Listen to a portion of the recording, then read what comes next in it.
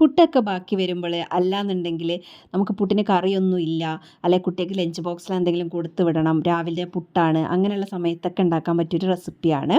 അപ്പോൾ അതിന് വേണ്ടിയിട്ട് ഞാൻ ഇപ്പോൾ ബാക്കി വന്നൊരു കഷ്ണം പുട്ട് എടുത്തിട്ടുണ്ട്. അതിലേക്ക് കുറച്ച് മഞ്ഞൾപ്പൊടി, കുറച്ച് മുളക് പൊടി, പിന്നെ കുറച്ച് ചിക്കൻ മസാല. അപ്പോൾ മുളക് പൊടിയൊക്കെ നമ്മുടെ എരിവിനനുസരിച്ച് വേണം എടുക്കാനായിട്ട്.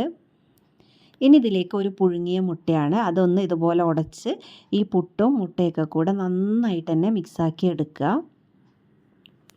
അപ്പോൾ 2 പുട്ടിന് ഒരു പുഴുങ്ങിയ മുട്ട മതി കേട്ടോ. അപ്പോൾ എൻ്റെ അടുത്ത് ഒരു കഷ്ണം മാത്രമേ ബാക്കി ഉണ്ടായിരുന്നുള്ളൂ, അതുകൊണ്ടാണ് ഞാനത് ഒരു കഷ്ണത്തിനൊരു മുട്ട എന്നുള്ള ലെവലിൽ എടുത്തത് കേട്ടോ. പിന്നെ ഒരു പാൻ വെച്ച് ചൂടാക്കിയിട്ട് അതിലേക്ക് വെളിച്ചെണ്ണ ഒഴിക്കുക. വെളിച്ചെണ്ണ ചൂടായി വരുമ്പോൾ കുറച്ച് കടുക് ഇട്ട് കൊടുക്കുക.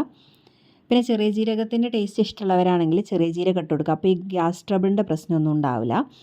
പിന്നെ ഇതിലേക്ക് ഞാൻ ഒരു ചെറിയ സവാള ചെറുതാക്കി അരിഞ്ഞതും ഒരു പച്ചമുളക് അരിഞ്ഞതും ചേർത്ത് കൊടുത്തിട്ടുണ്ട്.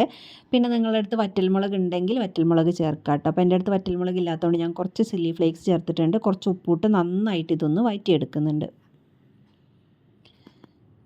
ഇത് നന്നായിട്ടൊന്ന് വഴറ്റിയെടുത്തതിന് ശേഷം നമ്മൾ മിക്സ് ചെയ്ത് വെച്ചിട്ടുള്ള പുട്ടും മുട്ടയും കൂടെ ഇതിലേക്ക് ചേർത്ത് കൊടുക്കാം.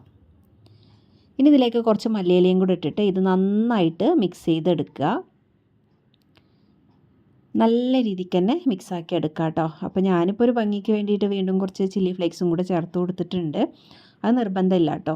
എന്നിട്ട് ഇതുപോലെ നന്നായിട്ട് മിക്സ് ചെയ്ത് കഴിഞ്ഞാൽ നമ്മുടെ പുട്ടുമുട്ട മിക്സ് റെഡി ആയിട്ടുണ്ട്. അപ്പോൾ എല്ലാവരും ട്രൈ ആക്കി നോക്കുക.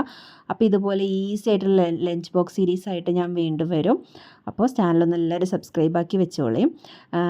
അപ്പോൾ മറ്റൊരു വീഡിയോ നമുക്ക് വീണ്ടും കാണാം. അതുവരേക്കും എല്ലാവർക്കും ബൈ.